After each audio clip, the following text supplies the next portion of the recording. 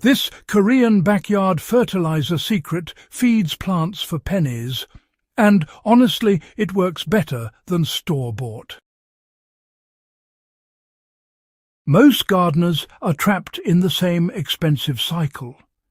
You know, buy fertilizer, feed the soil, watch plants improve for a few weeks, then, well, buy more again. But what if one of the smartest feeding methods doesn't come from a garden centre at all?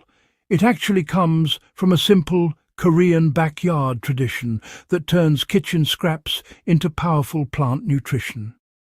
This method has helped growers build healthier soil, stronger roots, and better harvests using ingredients many people throw away every day. Once you understand how it works, you may never look at store fertilizer the same way again. For the Garden Life family, this is one of those timeless techniques worth learning because it saves money, improves soil naturally, and keeps your garden productive season after season. The Korean backyard trick gardeners swear by.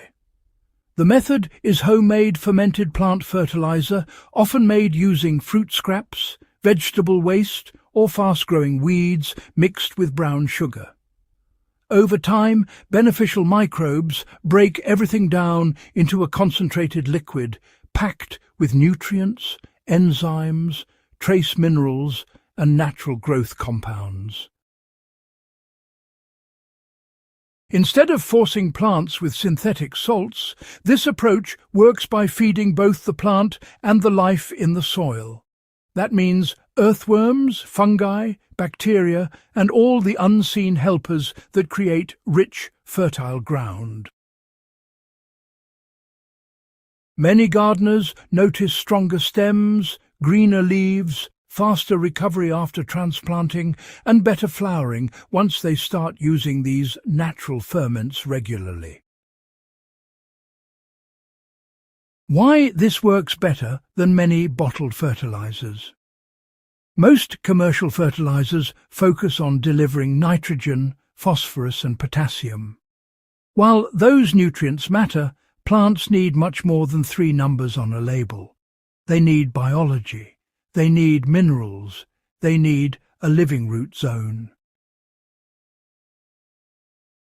Fermented, homemade fertilizer helps unlock nutrients already in your soil while adding fresh nutrition at the same time.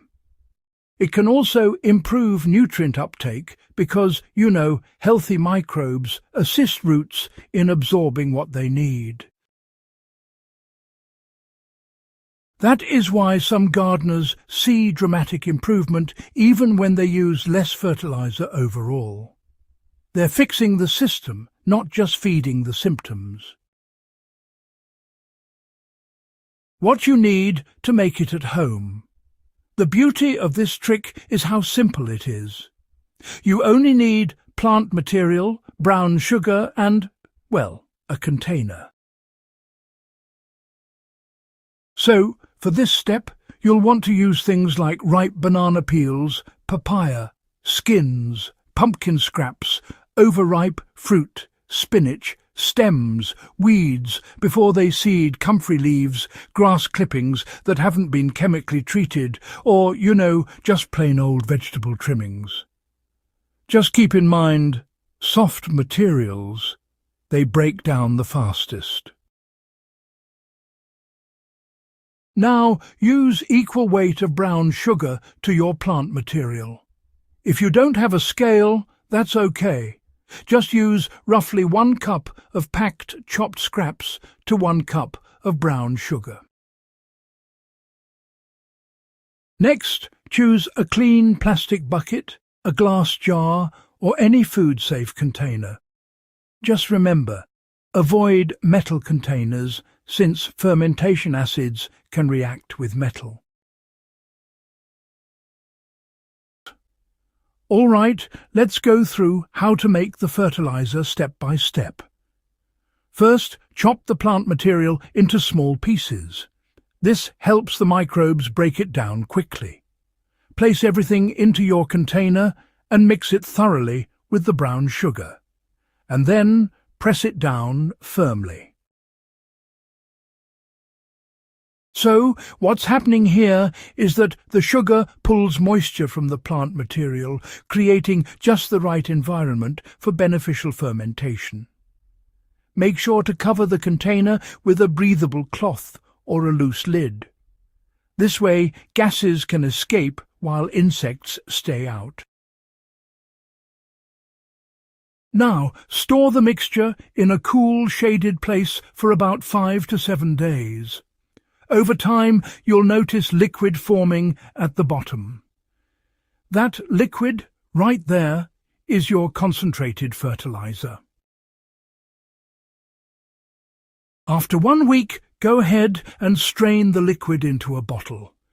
If you notice the fermentation is still going on, just keep the bottle loosely capped for a few more days. Then, once things settle down, store it in a cool, dark place. The leftover solids, well, they can go straight into the compost, or you can bury them around your fruit trees if you like. Now, let's talk about the exact dilution rates for safe use. This concentrate is quite strong, and honestly, it should always be diluted before you use it. For leafy vegetables, seedlings, herbs and young plants, mix 1 tablespoon of concentrate into 1 gallon of water. For tomatoes, peppers, cucumbers, squash, roses and flowering plants, you'll want to use 2 tablespoons per gallon. For fruit trees, shrubs and heavy feeders, mix 4 tablespoons into 1 gallon of water. If you're working with stressed or newly transplanted plants, stick with the weaker rate of 1 tablespoon per gallon. Apply this solution once every 7 to 14 days. Remember, more is not always better. Consistency beats strength every time. So, the best way to apply for, explosive growth is pretty straightforward. Just pour the diluted fertilizer directly onto moist soil around the root zone. This really allows microbes and nutrients to move right where plants need them most. You can also use it as a foliar spray. Just make sure to strain it very well and then mix 1 teaspoon per gallon of water. Spray early in the morning or late in the evening to avoid any leaf burn. Generally, root feeding is best for long-term growth, while foliar feeding comes in handy when your plants need a quick boost. When it comes to the best ingredients for different results, banana peels are excellent when your plants are getting ready to flower or fruit, since they contribute potassium. Leafy green scraps and grass clippings, on the other hand, are better for leafy growth because they contain more nitrogen. Weeds like nettle or comfrey are, famous for their broad mineral content and deep-rooted nutrition.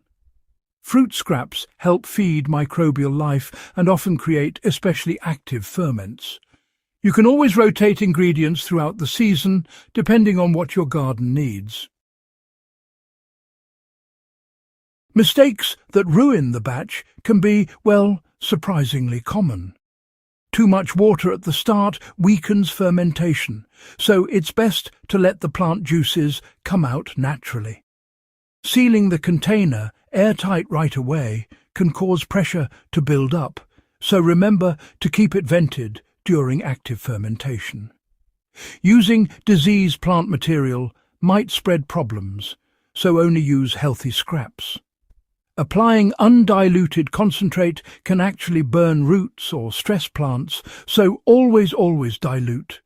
And leaving the mix in direct sun can overheat the microbes and slow everything down. Why do gardeners who try this rarely go back? Once people see kitchen waste transformed into free plant food, something changes. They stop seeing scraps as trash and start seeing them as fertility. The soil becomes softer, water retention improves, and plants often become more resilient. And, instead of depending entirely on products from the store, gardeners gain control over their own growing system. That independence is, honestly, pretty powerful. Use this with compost for really unstoppable soil. If you already compost, this trick becomes even stronger. Use the liquid fertilizer during the growing season and keep building compost in the background. One feeds plants quickly, while the other builds deep, long-term soil health. That combination can outperform many expensive gardening routines. Some final thoughts. This Korean backyard trick isn't magic. It's biology, common sense, and recycling done right. It turns scraps into strength, waste into growth, and weak soil into living ground that just keeps getting better year after year. Try one batch and test it on part of your garden. Watch as the leaves, roots, and harvests tell the story for you. If you found this helpful, subscribe to The Garden Life for more smart, money-saving garden secrets, and share this with another gardener who's tired of buying fertilizer every season.